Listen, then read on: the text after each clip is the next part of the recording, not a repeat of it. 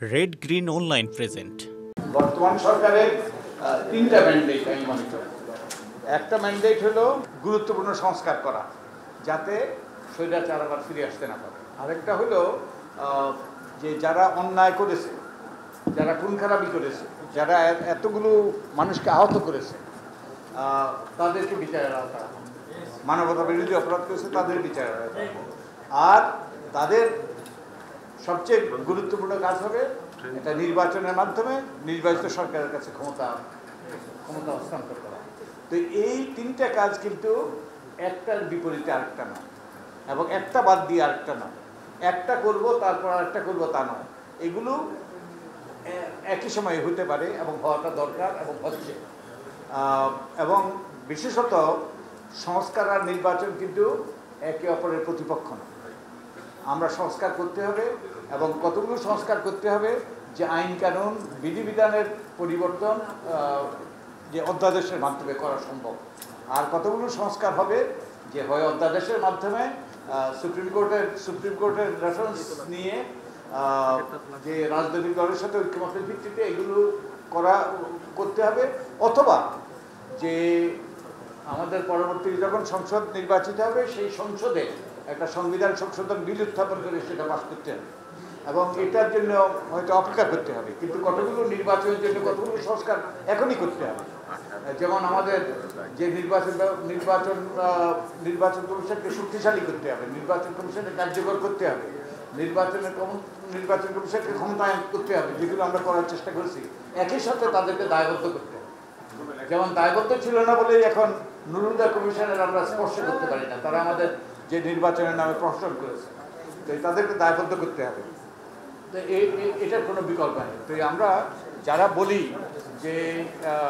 যে সংস্কার বাদ দিয়ে নির্বাচন করতে হবে কিংবা নির্বাচন বাদ দিয়ে সংস্কার করতে হবে, তারা কেউই সঠিক নয়। আমাদের দুটোই করতে হবে, এবং একটার জন্য একটা অপেক্ষা করার প্রয়োজনীয়তা নেই। আমরা সমান্তরালভাবে এগুলো চলতে হবে, এবং নির্বাচনকে সুষ্ঠু করার জন্য কতগুলো সংস্কার অপরিহার্য করতেই হবে, এর কোনো বিকল্প নেই। এবং নির্বাচনের পরে কতগুলো সংস্কার কিংবা নির্বাচনের আগেও অধ্যাদেশের মাধ্যমে এগুলো করা যেতে পারে। আর যে কথাটা আমি বলে শেষ করব, আমাদের রাজনীতির সবচেয়ে বড় সমস্যা হলো যেই সমস্যাটার প্রতি আমাদের দৃষ্টি আকর্ষণ করা হয়েছে, আমরা যখন যে জনগণের সাথে মত বিনিময় করেছি, আমরা সংসদ ভবনে মত বিনিময় করেছি, সংসদ ভবনে আমাদের অফিস ছিল। তো বহু লোক এসছে যারা গ্রাম থেকে এসছে, যারা কোনোদিন এই সংসদ ভবনের চৌহদ্দিতে আসে না, কোনোদিন দেখে না, কিন্তু তাদের অভিভূত হয়ে গিয়েছে যে এত একটা সুন্দর বিল্ডিং। আপনারা জানেন তো সংসদ ভবনটা একটা যে architectural monument in the world, বহু লোক বিদেশ থেকে আসে এই সংসদ ভবনটা দেখতে।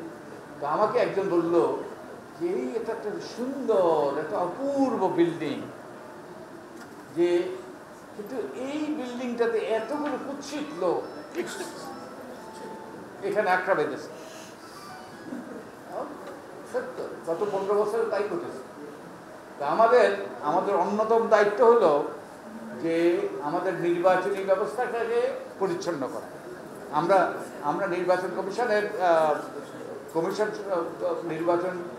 নির্বাচনী ব্যবস্থা সংস্কার কমিশনের অংশ হিসাবে, আমরা সংস্কার কমিশনের সদস্য হিসাবে আমরা যেটা মনে করেছি, আমাদের নির্বাচনী ব্যবস্থাটাকে পরিচ্ছন্ন করতে হবে, আমাদের রাজনৈতিক অঙ্গনকে পরিচ্ছন্ন করতে হবে, আমাদের টাকার খেলা বন্ধ করতে হবে। আমাদের নির্বাচন কমিশনের মূল দায়িত্ব হলো নির্বাচন করা, ওদেরই দায়িত্ব, কিন্তু তারা অতীতে সেই দায়িত্ব পালন করতে পারে না। তাই নির্বাচন কমিশনকে স্বাধীন করতে হবে। শুধু স্বাধীন করলে হবে না, তাদেরকে দায়বদ্ধ করতে হবে। একই সাথে নির্বাচনকালীন একটা স্বাধীন সরকার প্রতিষ্ঠা করতে হবে, তত্ত্বাবধায়ক সরকার, যার জন্য আমি আদালত পর্যন্ত গিয়েছি।